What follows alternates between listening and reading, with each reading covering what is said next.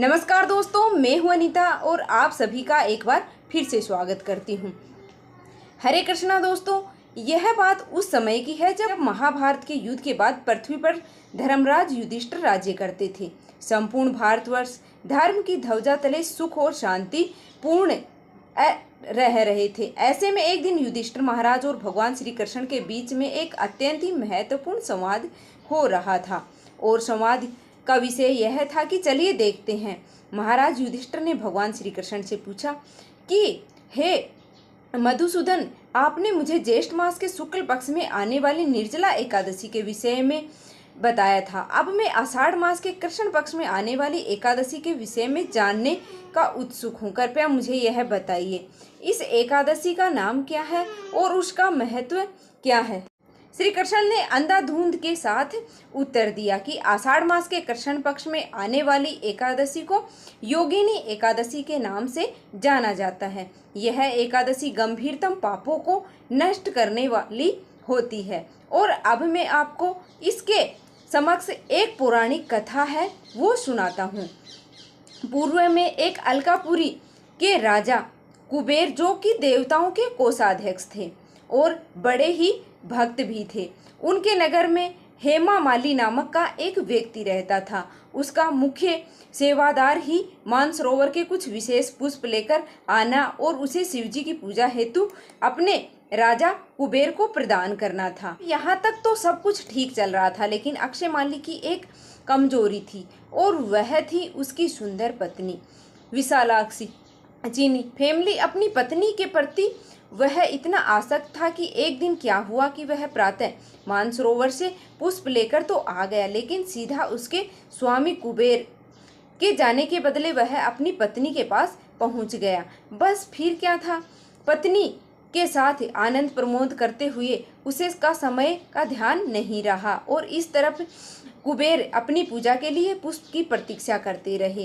प्रतीक्षा करते करते 6 घंटों का समय व्यतीत हो गया। बिना पुष्प के पूजा न होने के कारण क्रोधित होकर कुबेर ने उसे एक सिपाही को भेजा, हेम मालिक के पास एक सिपाही को भेजा। जब हेम मालिक के घर गया तो उसने मालिक को अपनी पत्नी के साथ विनोद करते हुए पाया और यह सूचना सिपाही ने तुरंत जाकर अपने राजा कुबेर के पास दे दी।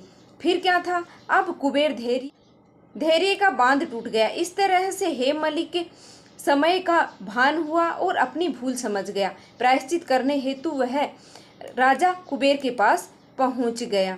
भय से उसके पैर हैं वो कांप रहे थे और हाथ जोड़कर राजा कुबेर के समक्ष खड़ा हो गया और उसे क्षमा याचना करने लगा। लेकिन कुबेर के क्रोध की ज्वाला अत्यंत ही भयावह हो रही थी। उन्होंने अत्यंत रोष प्रकट करते हुए हेम माली से कहा कि मूर्ख, सिद्धांतों को नष्ट करने वाला महापापी, अपनी पत्नी के प्रति तुम्हारी अत्यधिक आसक्ति के कारण आज तुमने मेरे आराध्य देव शिवजी के प्रति अपराध किया है। इसलिए मैं तुम्हें श्राप देता हूँ कि एक दिन तुम्हारा पतन हो जाएगा और तुम्हारा संपूर्ण शरीर कोढ़ से ग्रसित हो जाएगा। तुम पृथ्वी पर इस यात्रा की सजा भुगतो और अपनी पत्नी से सर्वदा के लिए दूर हो जाओ।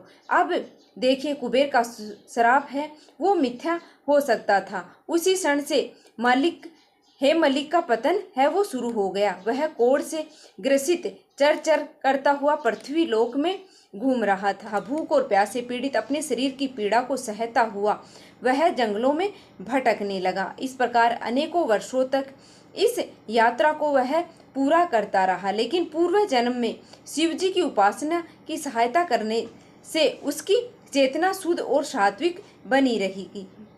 जंगलों और वनों में भटकते हुए वह एक मेरु पर्वत पर जा पहुंचा। वहां ऋषि मार्कंडे, जिसकी आयु के साथ कल्प जितनी के पास जा पहुंच। महान तपस्वी ऋषि को देखकर उन्हें दंडवत प्रणाम किया और करुणामयी ऋषि मार्कंडे ने उसे अपने पास बुलाया और पूछा कि तुम कौन हो और इस प्रकार जंगल में किस उद्देश्य से आए हो।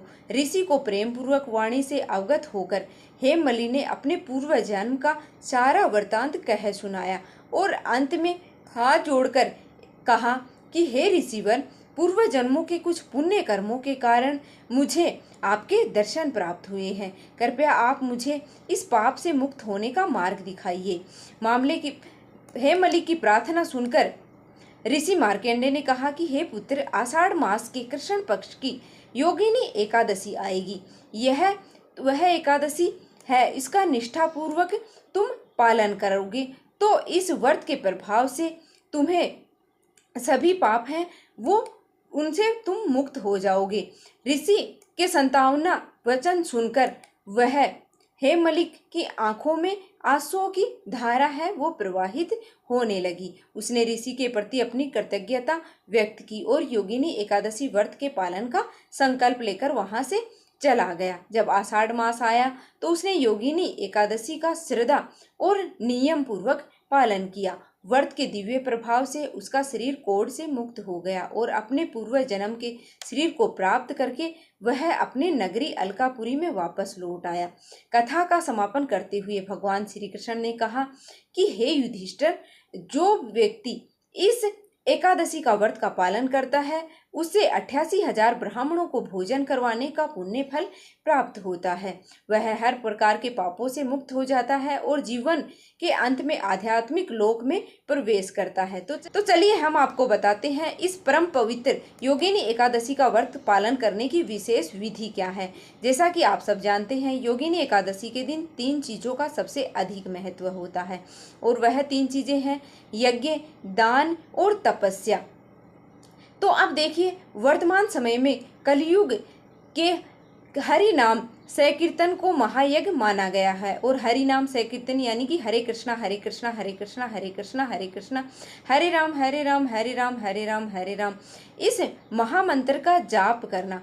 क्योंकि वर्तमान समय में वैदिक यज्ञ हेतु तुरंत सामग्री उपलब्ध है और न ही शुद्ध पुरोहित हैं और इसलिए कहते हैं कि ना कलयुग अपने नाम अधरा में जो व्यक्ति एकादशी का पालन करता है उसे एकादशी के दिन हरे कृष्णा महामंत्र का अधिक से अधिक है वो जप करना चाहिए। इस दिन आप अपने समय और क्षमता के अनुसार हरे कृष्णा महामंत्र के 4, 8, 16 माला या फिर 25 माला भी आप जप कर सकते हैं। दूसरा महत्वपूर्ण कार्य है कि तपस्या, और तपस्या करने से आपको हिमालय के जंगलों की जरूरत नहीं है। तपस्या का अर्थ है मतलब योगिनी एकादशी के दिन कुछ विशेष नियमों का पालन करना, जैसे कि अन्न का त्याग करना, संभव हो सके तो संपूर्ण उपवास करना और अगर संभव न हो सके तो फल, दूध या फिर कोई भी एकादशी प्रसाद के साथ आप व्रत धारण कर सकते हैं। लेकिन किसी भी स्थिति में एकादशी के दिन अन्न या चावल, गेहूं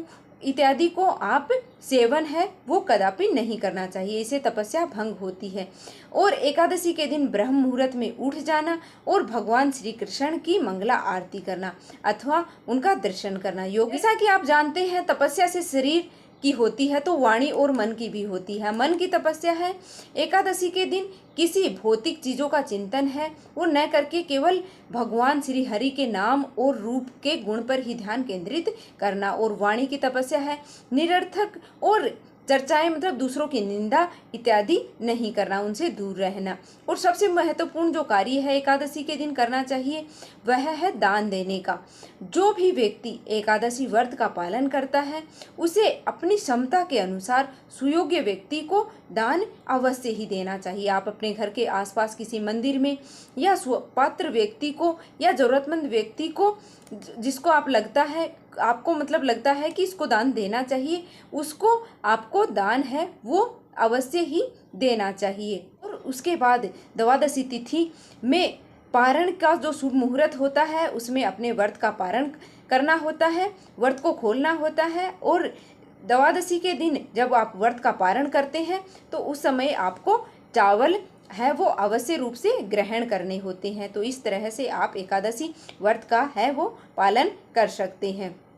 एकादशी से संबंधित वीडियो हैं वो आपको और भी चैनल पर मिल जाएंगे। मैं वीडियो का लिंक है वो डिस्क्रिप्शन में दे दूंगी।